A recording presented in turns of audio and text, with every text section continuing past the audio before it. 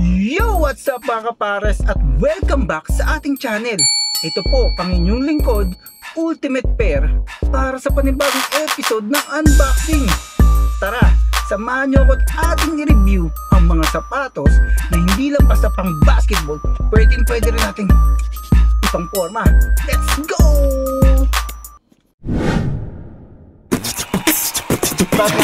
Ultimate. Yeah.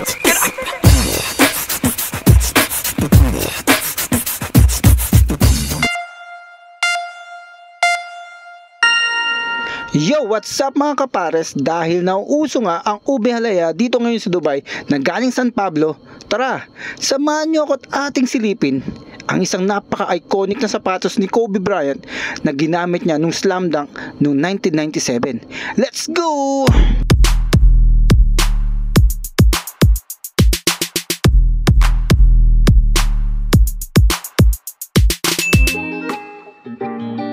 Alam mo ba na ang isang 18 years old na Kobe Bryant noong 1996 ay na-draft ng Charlotte Hornets pero tinrade agad sa Lakers kapalit ni Vlade Divac. At agad nung All-Star noong 1997 ay sumali na siya kalaban sila Ray Allen, sila Michael Finley at ngayong coach ng Lakers na si Darvin Ham. Kaya mga kapares, samahan niyo ako at ating review ang sapatos na ginamit ni Kobe Bryant nung slam dunk contest noong 1997. Tara! Sa mga hindi po nakakaalam, si Kobe Bryant po ay unang gumamit ng brand na Adidas nung siya ay nasa NBA. At isa po itong sapatos na to ang nagpakilala sa legendary Kobe Bryant. Yun di ba? Kitang-kita naman mga kapares, di ba? Ang colorway, Lakers na Lakers. Actually, yung hologram na yan dati, Adidas tsaka number 8 yan ang nakalagay. So, ngayon, hindi na nila pwedeng ilagay yung number ni Kobe at pinalitan nila ng isang logo ng Adiprene. Kaya, isang pang logo ng Adidas yun, mga kapares. Ayun, dalawang hologram yan eh.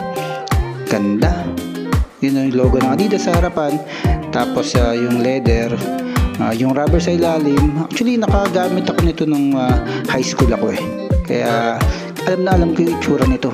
Meron pa din ako nito yung kulay black na mayroong number 8 sa hologram. Ayan, tingnan nyo, ang ganda ng materyales mga kapares.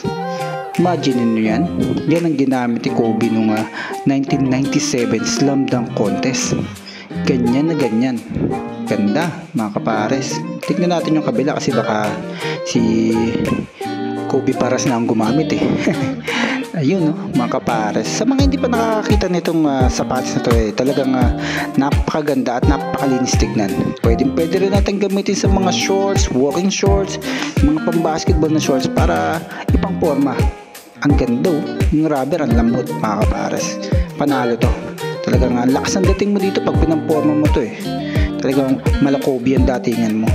So sa mga hindi pa nakasubscribe, please press that subscribe button para lagi kang updated sa mga videos. Maraming salamat sa uulitin mga kapares!